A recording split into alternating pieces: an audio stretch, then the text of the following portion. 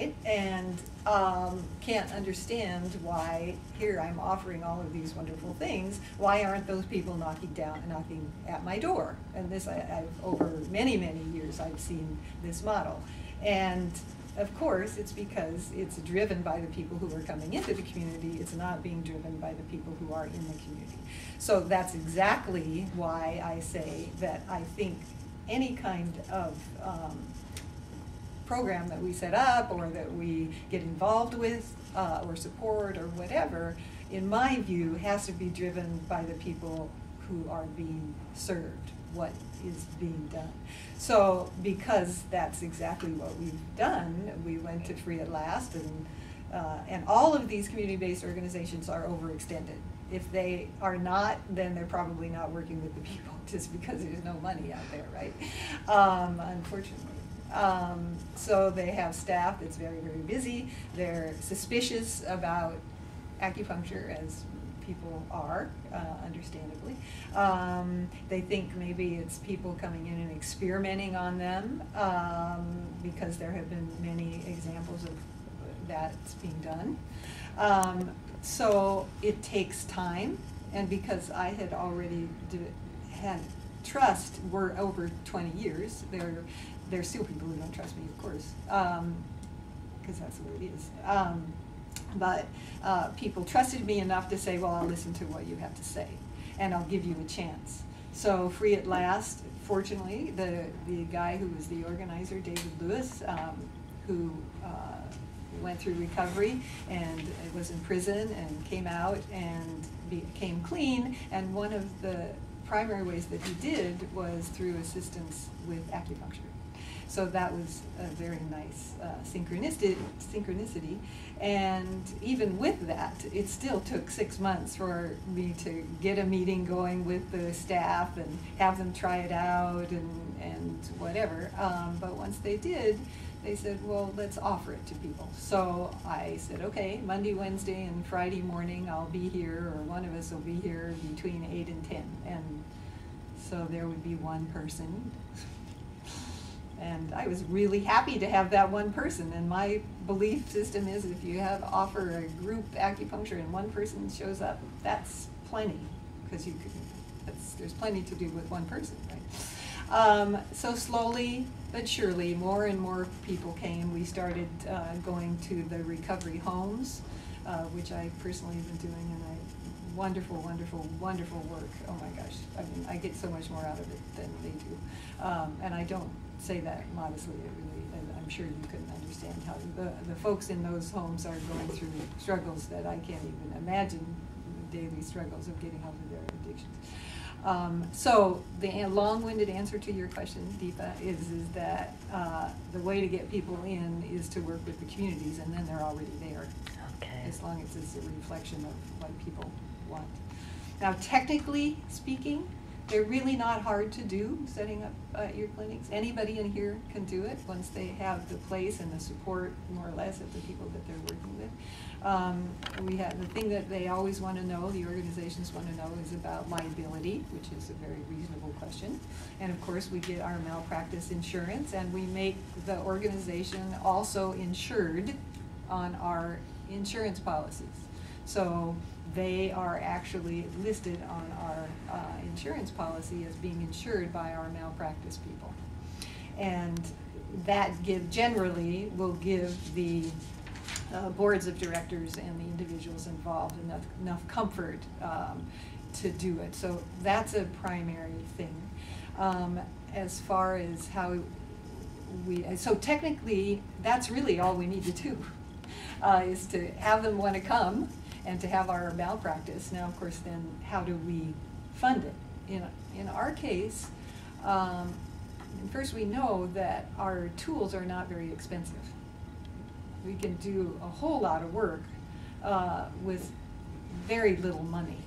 $50 a month can go a long way if we're not paying anybody for their time. So, and that's what we did. First, I put in the $50 for a while, and then when we started our Saturday clinics, we asked for donations, and people, we get between probably $50, $70 a week which not only covers the resources or the needles and whatever supplies and paperwork and stuff for the Saturday clinic, but it also covers all the rest of them. Now, of course, the next stage, and that's what the master proposal about, is what to do to try to raise money to make a program work, and that's what I'm getting into at this point. So are there any questions about actually setting up in your clinic or something like that? For somebody wanting to go into it, if you were interested, and I think now is the time to think about this in your career, is if you're interested in helping others in some way, recognizing you have to help yourself first, is to start thinking how it might look. Does it mean volunteering at an organization that's already intact? And I think that's a good way to go. Somebody who's already gone through the work. Making some commitment of once a month for 2 hours. I think everybody can do that. We think we can't, but we can. And there are organizations out there where we can volunteer. If one wants to do their own thing, it's not hard to do at all, but it does require getting to know the organization, having them trust you a little bit and whatever. One of the women that works with us, Choi Pik, she went to an organization that serves Asian Americans on the east side of San Jose, and she went to them and asked them if they wanted to have, she's from Hong Kong, wanted to have Chinese medicine, and they said sure, and she set it up, and now they're wanting to do it 2 days a week, and so it's really finding the connection that works for you and where you'd like to do it, whatever. So anyway, I'll leave it at that if you have any other questions around that. So going then just to what our plans are at this point, and I won't go on and on about it. But Can we go back? Yes, back. So you kind of glossed over this, get hooked up with the organization. Mm-hmm. I made it sound real simple. No, it's not simple. Trust is hard. That seems like it's the crux of this. Is that true? Well, it's essential. I don't know whether the crux are the people, you know, and I know you know that and mean that, but it is essential to have trust. Now, that's why if we have our own organizations, if we work from what we know and the people that we know, if people belong to a church group, if they belong to some other kind of organization that's already doing work in communities, and there's all kinds of communities that need help, farm workers, whatever, unions with people who work in the janitorial jobs and landscaping, and there's a million of people who are at the bottom of our economic society who have organizations that can be worked with. It doesn't have to be in a particular city, right? It's thinking in terms of community and where people are. So just very briefly, I just have to read this because I just wrote it and I think it's kind of cool. And you guys can tell me if you think it is okay or it needs to be modified. This is kind of the header on our little master plan. And I call it the urban health core value. Okay, so are you ready? Holistic health has as its goal the development of communities that are filled with people able to maximize their potential because they have the physical and mental strength and the opportunity to follow their dreams, and who act with the understanding that all life is intertwined. Okay? I think that says, for me anyway, what the philosophy of what we're doing is, right? So, I won't give you the rest of my rhetoric, but this is where we're going here.